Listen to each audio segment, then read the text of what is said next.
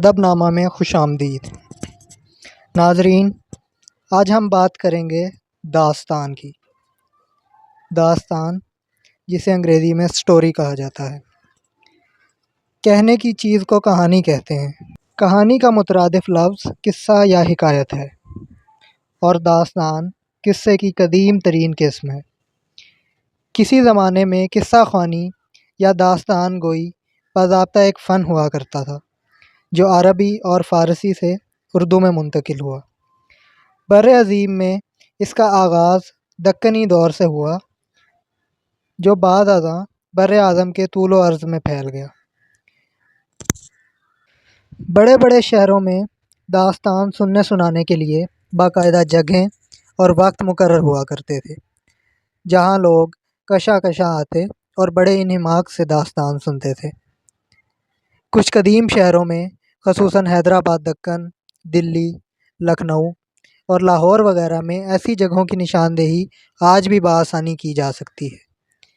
انشاءاللہ انشاء کا یہ شعر دیکھیے: سنایا رات کو قصہ جو ہیر رانجھے کا، سنایا رات کو قصہ جو ہیر رانجھے کا، تو اہل درد کو پنجابیوں نے لوٹ لیا۔ اسی ماحول کی عکاسی کرتا ہے، اور پشاور کا قصہ خوانی بازار آج بھی اسی زمانے کی یادگار ہے۔ بغداد کے عباسیہ خاندان کے مشہور بادشاہ ہارون الرشید کی ملکہ زبیدہ کو داستان سننے کا بڑا شوق تھا، اور اس کے دربار میں داستان گوؤں کو بڑی قدر و منزلت کی نگاہ سے دیکھا جاتا تھا۔ الف لیلہ قصے کی ایک مشہور کتاب کا نام ہے۔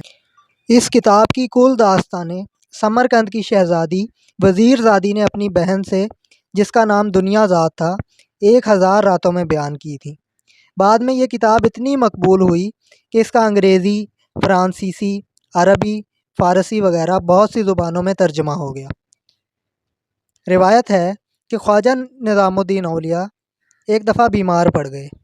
بیماری نے طول کھینچا تو ان کے مرید خاص امیر خسرو نے اپنے مرشد کے پاؤں دبانے میں انہیں ایک دلچسپ قصہ چہار درویش فارسی میں سنانا شروع کیا۔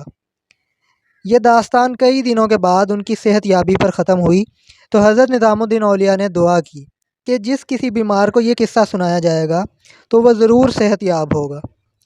اس قصے کو میر امن دہلوی نے باغ و بہار کے تاریخی نام سے ڈاکٹر جان گلکرسٹ کی ایما سے فورٹ ولیم کالج کلکتہ کے پلیٹ فارم سے 1802 میں اردو میں لکھا۔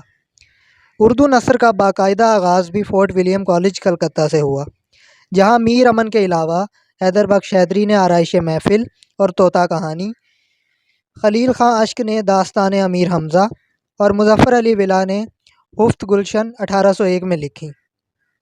ان کے علاوہ بھی بہت سی داستانیں لکھی گئیں، مگر ان سب داستانوں میں اپنے منفرد انداز بیاں اور سلیس و برجستہ زباں کے سبب باغ و بہار کو سب سے زیادہ قبول عام کا درجہ حاصل ہوا۔ باغ و بہار میں دلی کی معاشرت بیان ہوئی ہے۔ اس کے مقابلہ میں رجب علی بیگ سرور لکھنوی نے فسانہ عجائب 1825 میں لکھی، جو لکھنؤ کی تہذیب و ثقافت کی آئینہ دار ہے۔ اردو میں داستان نویسی کا دور تقریباً 1 صدی تک قائم رہا۔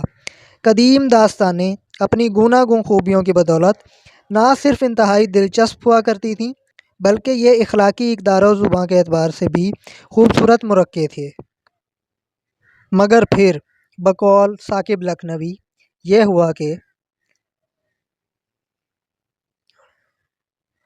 بڑے شوق سے سن رہا تھا زمانہ، بڑے شوق سے سن رہا تھا زمانہ، ہم ہی سو گئے داستاں کہتے کہتے۔ انگریزی زبان و ادب کے فروغ نے ہمیں داستان سے بیگانہ کر دیا اور ہمیں ایک نئی صنف نثر سے متعارف کرایا، جسے ناول کہتے ہیں۔